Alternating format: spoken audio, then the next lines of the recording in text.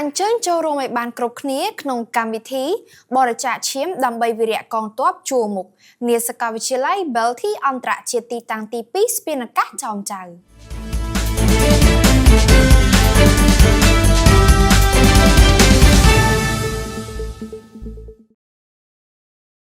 នាថ្ងៃសៅរ៍ទី10ខែមករាឆ្នាំ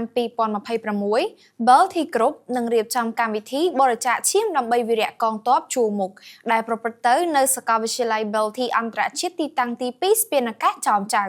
ចាប់ពីវេលាម៉ោង 8 ព្រឹករហូតដល់ម៉ោង 5 រសៀលកម្មវិធីបរិច្ចាគឈាមដើម្បីវីរៈកងទ័ពជួរមុខធ្វើឡើងក្នុងគោលបំណងចូលរួមដើម្បីបង្ហាញទឹកចិត្តតែមួយឆន្ទៈតែមួយជាមហាសាមគ្គីគ្រួសារខ្មែរជាមួយវីរៈកងទ័ពជួរមុខដែលការពារជាតិមាតុភូមិបូរណភាពទឹកដីនិងប្រជាជនដែលរងគ្រោះដោយសារការឈ្លានពានវាយប្រហារពីសំណាក់ទាហានថៃ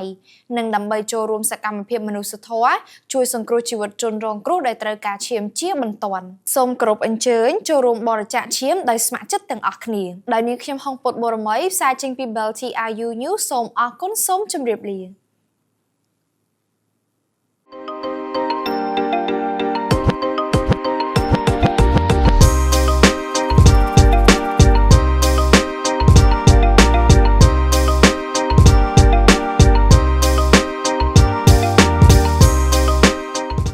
Belty International University, the future of global leaders.